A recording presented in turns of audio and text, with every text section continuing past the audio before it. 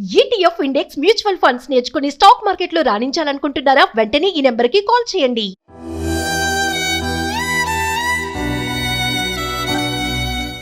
Madam ఇంత ఘోరంగా జరుగుతుంది. ఎట్లా జరుగుతుంది? అది ఎలా చేస్తారు మేడం? దేనికోసం చేశారు మేడం?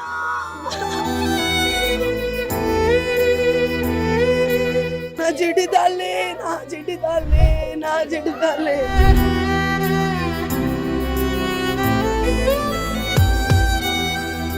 11:30కి టిఫిన్ తీసుకొని వెళ్తుంది. ఆ 10కి వచ్చి ఎప్పుడు చేసిపోయిండో ఏమో అర్థమైతలేదు.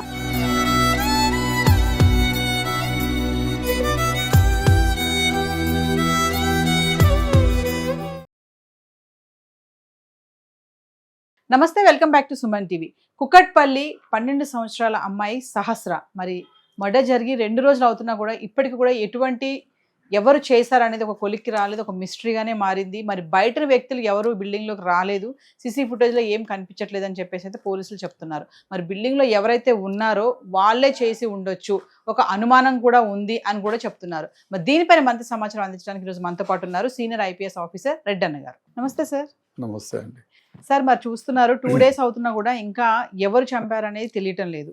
అంటే అమ్మాయి పైన మామూలుగా మీ అనాలిసిస్లో సార్ ఎన్నో కేసులు చూసుంటారు కాబట్టి, అంటే సహస్ర పైన రేప్ అటెంప్ట్ ఏమైనా జరిగింది అనుకోవచ్చా? మరి 21 కత్తిపోట్లు ఉన్నాయి ఒంటి మీద అని చెప్పేసి అయితే చెప్తున్నారు. నిజంగా కక్ష కట్టి ఉంటే అంత దారుణంగా చంపాలా అమ్మాయిని? ఇప్పుడు ఒకటి, ఇది అమ్మాయిని రేప్ చేయాలి అనేటువంటి ఉద్దేశంతో వచ్చినట్టయితే సీన్ ఆఫ్ అఫెన్స్ వేరే విధంగా ఉంటుంది. అంటే రెసిస్ట్ చేస్తుంది అమ్మాయి, కింద పడుతుంది, పెరుగులాడుతుంది, వస్తువులు పక్కకు పడిపోయి ఉంటాయి, బెడ్షీట్లు అవి పక్కకు పోయి ఉంటాయి. అమ్మాయిని పెనుగులాడే సందర్భంలో అమ్మాయి బట్టలు చిరిగిపోయి ఉంటాయి. అదేవిధంగా ఆ అమ్మాయి చిన్న అమ్మాయి కాబట్టి రెసిస్టెన్స్ తక్కువ ఉండొచ్చు. అందువల్ల గొంతు నులిమి అమ్మాయిని రేప్ చేయడానికి ప్రయత్నం చేసి ఉండొచ్చు. బట్టలు చిరిగిపోయి ఉంటాయి, అండర్వేర్లు తీసేస్తారు. సో ఇవన్నీ ఉంటాయి. బట్ ఆ అమ్మాయి ఎక్కడే కానీ ఆ విధమైనటువంటి సైన్స్ కనపడలే. ఒకవేళ కనపడి పోలీసులు ఏమన్నా అంటే, పోలీసులు మీడియా అందరూ చూసిన వాళ్ళే కదా, చూశారు కదా. అంటే ఆ అమ్మాయిని ఎవరో కక్షపూర్వకంగా చంపారు అనేది ఇది. ఇంకోటి ఏమంటే, పోనీ ఈ అమ్మాయి 18, 20 ఏళ్ళ అమ్మాయో అనుకుంటే అప్పుడు ఒకడిని ప్రేమించి వాడిని కాదని చెప్పేసి వేరే వాడితో ఏమన్నా ఫ్రెండ్షిప్ చేసి ఉంటే ఆ కక్షతో కోపం పట్టలేక నన్ను కాదని వేరే వాడితో పోయిందనే ఉద్దేశంతో ఎవరు లేని సమయంలో ఇంట్లోకి ప్రవేశించి ఇష్టం వచ్చినట్టు కోపంతో కత్తితో పొడిచినాడు అనే దానికి లేదు. ఎందుకంటే చిన్నపిల్ల, 11 ఏళ్ళు నుండి 12 ఏళ్ళు. సో చిన్న అమ్మాయి కాబట్టి దాన్ని తోసివేసాము, అది జరిగే పరిస్థితి కాదు. ఇకపోతే ఎవరైనా వచ్చి ఇంట్లో ఎవ్వరు లేని టైంలో ఈ అమ్మాయి ఉందని తెలిసి వచ్చి బలవంతం చేయబోతే ఈ అమ్మాయి రెసిస్ట్ చేస్తే ఆ కోపంతో చంపాడా? ఒకటి. అట్లా రేప్ చేయడానికి వచ్చినోడు కత్తి పెట్టుకొని ఎందుకు వస్తాడు?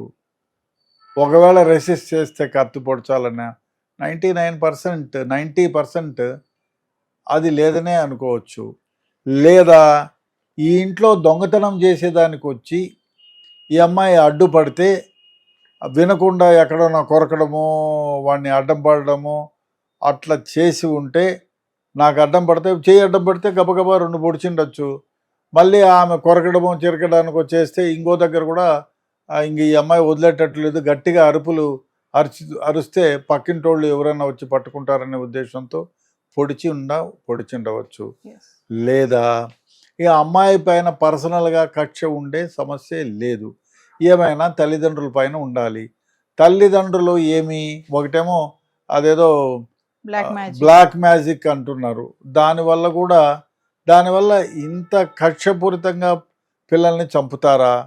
చెప్పలేం. ఎందుకంటే తన సొంత భార్య అనారోగ్యంతో ఇబ్బంది పడుతుంది కాబట్టి, అనునిత్యం ఇది ఒక పెద్ద ఇబ్బంది అయింది కాబట్టి డెఫినెట్గా ఏదన్నా కక్షపూరితంగా ఆ విధంగా చేయడానికి ఒక ఆస్కారం ఉంది. లేదా ఈయనతో పర్సనల్గా ల్యాండ్ వ్యవహారంలో కానీ ఇంకో విచారంలో కానీ, లేదా తండ్రికి వేరే అమ్మాయితో సంబంధం ఉంది, ఆమెని వాడిని మా భార్యతోనో నాతో నా చెల్లెలతోనో అక్రమ సంబంధం పెట్టుకొని మా కుటుంబాన్ని అప్రతిష్ట పాలు చేస్తున్నారు, వీనికి తగిన గుణపాఠం నేర్పించాలని తండ్రి మీదనో తల్లి మీదనో ఉండే కక్షతో ఈ విధంగా చేసి ఉండవచ్చు.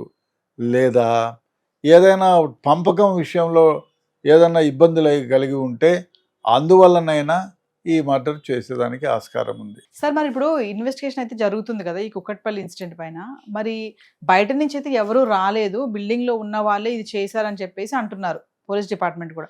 మీ అనాలిసిస్ ఏమనుకుంటున్నారు సార్? డెఫినెట్గా ఆ పరిసర ప్రాంతాల వారే అయి ఉండొచ్చు. ఎందుకంటే సీసీ ఫుటేజ్లో ఎవరు కొత్త వాళ్ళ దారిలో పోవటం కానీ రావటం కానీ జరగలేదు కాబట్టి డెఫినెట్గా ఆ బిల్డింగ్లో ఉండేవారే.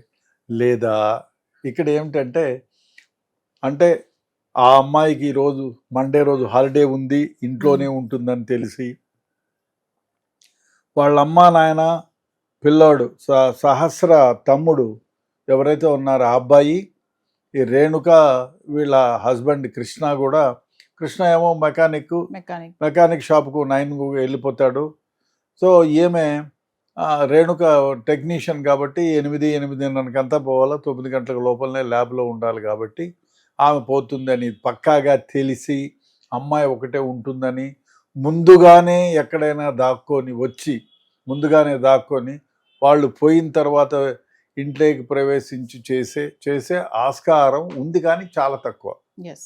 ఎందుకంటే ఆ అపార్ట్మెంట్లో ఎక్కడ దాక్కునే పరిస్థితులు లేవు కాబట్టి డెఫినెట్గా ఆ అమ్మాయిని చంపాలనే ఉద్దేశంతోనే వచ్చి ఉంటారు. వచ్చి ఏదో కక్షపూర్వకంలో చంపడానికన్నా వచ్చి ఉంటారు. లేదా దొంగలు ఎవరైనా వచ్చి అంటే ఆస్కారం కూడా లేకపోలేదు. మరి అంత దొంగతనం చేసి తీసుకుపోయే వాల్యుబుల్స్ ఉంటాయా? అంత స్తోమత ఉన్న కుటుంబం కాదు కదా, మరి ఎందుకు లేదు. కాబట్టి అది రూల్ అవుట్ చేయొచ్చు. ఒకవేళ దొంగతనం చేసేదానికే వచ్చి ఉంటే డెఫినెట్గా చంపిన తర్వాత చాలా సందర్భాల్లో మనుషుల్ని అటాక్ చేసి కానీ కట్టేసి కానీ రూమ్లో వేసి తాళం వేసి కానీ లేదా చంపేసి కానీ అక్కడ ఉన్న వస్తువులని దొంగతనం చేస్తారు. ఇది సహజం. తలుపులు పెట్టి వేసిన సందర్భాలను చూసాం. అదేవిధంగా కొట్టి భయపెట్టి నోరు మూసుకొని కూర్చోమని చెప్పి దోపిడీ చేసిన సందర్భాలు ఉన్నాయి. మన ఖజానా జ్యువెలర్స్ల లాగా భయపెట్టి కాల్పులు వేసి అన్ని మూట కట్టుకొని పోయిన సందర్భాలు ఉన్నాయి. అంతేగాని ఇక్కడ ఆ విధమైన పరిస్థితి లేదు. ఎందుకంటే పెద్ద సొమ్ములు డబ్బులు ఏమన్నా దొరుకుతాయనే ప్రదేశం కాదు, ఆ ఉద్దేశము కాదు. అయితే 100కి 100 వంతులు నా అభిప్రాయం ప్రకారం ఇది ఏదో కక్షపూర్వకంగా చేసిండేదే అని అనిపిస్తుంది. లేదు ఇది కాదు, ఆ అమ్మాయిని రేప్ చేయడానికి వచ్చి రెసిస్ట్ చేస్తే చంపేవాడు అంత కక్షపూరితంగా చంపుతాడా? డెఫినెట్గా కాదనిపిస్తుంది. Thank you sir.